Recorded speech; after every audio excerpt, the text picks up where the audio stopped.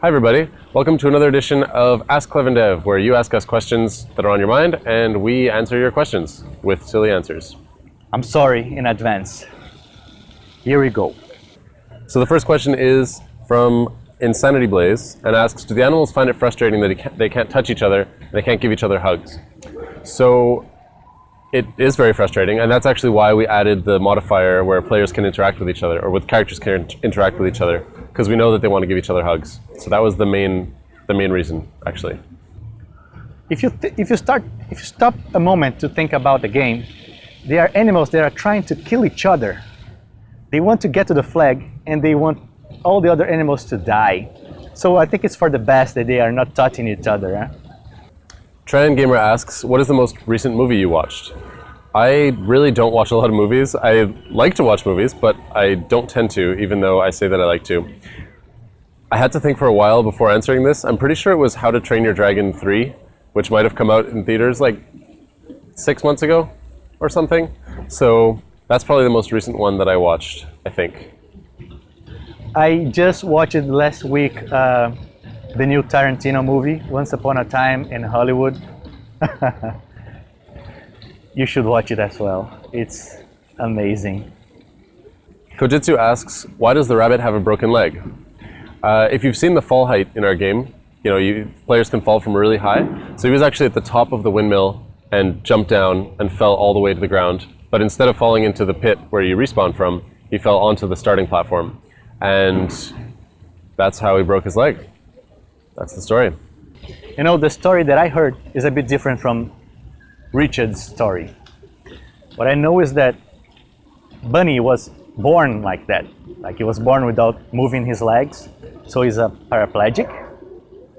But he got a super nice chair and he's super smart. So he's as able as all the other animals to play the game and to kill each other.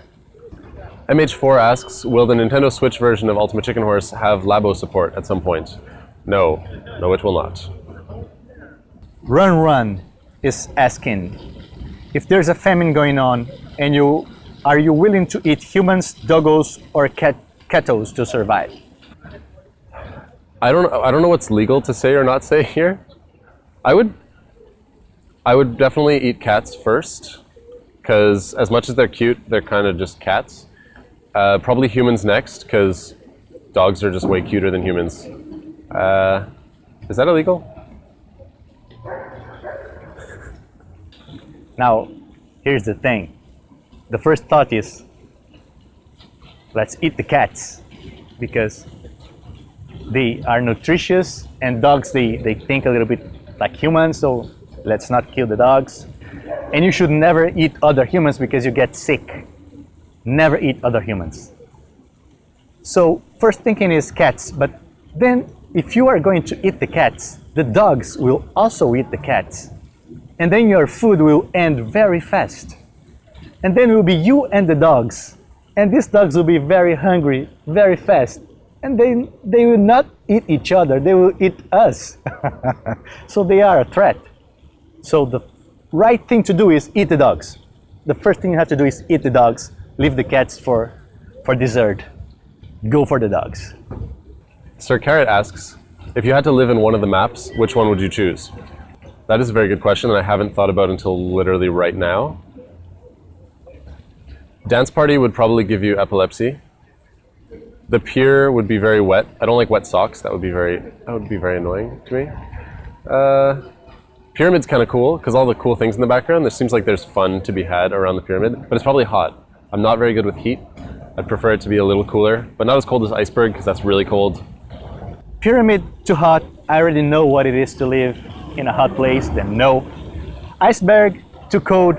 I already know what it is to live in a very cold place, then no. Maybe Waterfall. It's nice, like in the woods and wilderness. I like that stuff. There's water. And I think that the view from the waterfall might be amazing. I think Waterfall is the prettiest one, the best one to live in the nature, in the wild. Waterfall. A river asks, why don't the hamsters scream? Why don't the hamsters scream? Why don't the hamsters scream when you explode moving blocks? I'm surprised you actually saw the hamsters. I remember seeing that, and I remember the pitch being that there was going to be hamsters in them, running those little wheels, but I didn't think anyone actually noticed them. And the reason they don't scream is because they don't actually get hurt by it. They basically just poof out of existence into nowhere land, and then they get recreated, just like the animals in our game. There's no violence in our game. Don't be silly. Just because you don't listen to the screams doesn't mean that they are not screaming, huh? Gither asks, do any of the Clever Endeavour folks have Xboxes? Not that I know of. I certainly don't. I know I don't. Apparently no one, we don't have Xboxes.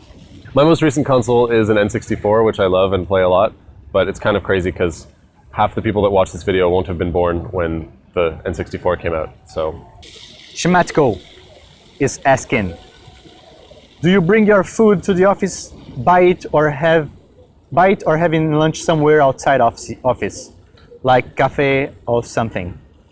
So personally, I bring my food almost all the time, probably once every week, once every couple weeks, I'll go out and buy food. But I like to make food, and I like to make sure that I'm eating healthy during the week.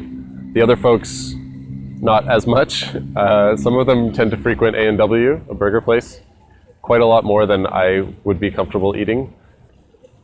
Richard is the one that always brings food, and he's always eating healthy as hell, and it makes me very angry because I want to eat health and I can't, and he's always eating the most beautiful salads. And the opposite, the total opposite is Alex. I have never seen Alex bring food. He's always buying food outside. And I guess the other ones are a mix of bringing food or buying outside. And during summer, we usually eat outside. We bring our food, we buy it or we bring from home. And we come actually to this place here. And we sit here and we eat outside, enjoying the amazing weather. And Nuggeton asks, is the chameleon shirt a reference to Rango? I have absolutely no idea. I think Fabio made that. Yes, totally. This is also another movie that you have to watch. Ringo, one of the best animations ever done, ever. It's beautiful. Everything on that movie is beautiful. And yeah, the shirt of Chameleon is it's a homage, a very small and humble homage to Ringo. So that's all for this edition of Ask Clevendev, brought to you by this beautiful park and cool things going on. We'll be back next time to answer more of your questions that you can ask us on Twitter or Discord or Facebook or wherever you want to reach us. And we'll try to give you just as good silly answers as the ones that you found today. We'll see you next time. Bye-bye. Bye. Cool.